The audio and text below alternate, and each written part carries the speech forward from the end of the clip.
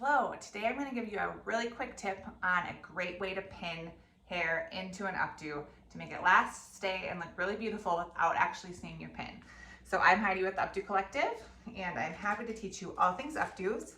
And today we're going to talk about what I like to call grip pinning. So I am talking about when you're finishing up, when you've got a lot of your updo left, and you're just kind of finishing up these smaller pieces, okay?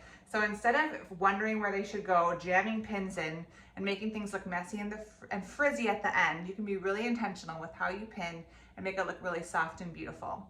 So for grip pinning, what I like to do is I take the hair and I open my pin just a little bit, enough to put my hair, or put the hair into the pin, okay? So I'm having it held on here, and now I can direct this anywhere I want it to go. So rather than using my fingers to hold in a strand and jam a pin in, I'm being really careful not to get any frizz and really intentional and strategic about how I put this in. So I'm using the pin to do it. So I'll follow the shape of the curl, so you can see how I'm just following the shape. And then I can kind of lift up other hair to go and tuck it in and slide it in just like that. And so that way I can go back through, open the curl if I need to, and I might need to do it again with this end. But that way I've hidden the pin, I've locked it in, and I've kept the shape of the curl.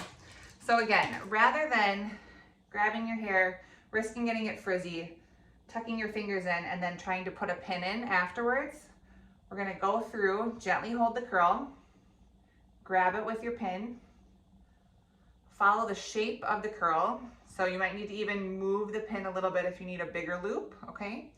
So you can see how I'm following the shape. And then we'll tuck this one right under here. So I'm just lifting gently and then pushing it in. And then that just holds that curl in really nicely. And you can do the same thing with these ends, tuck it in, or you can leave them out. So I'll just do it one more time. Grabbing, turning, and pushing it inward. You just have a lot more control over where you put the strand and where the curl is gonna lay when you're using a bobby pin to direct rather than your fingers, and it helps really mitigate all that frizz at the end, gives you a lot of control to really have a detailed and beautiful look, even when you're doing something kind of more messy, undone, and boho.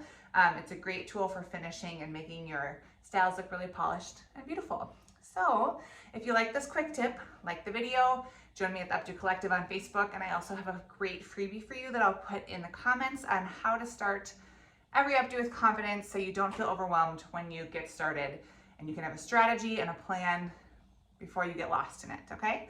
So thanks for joining me, and I'll see you next time.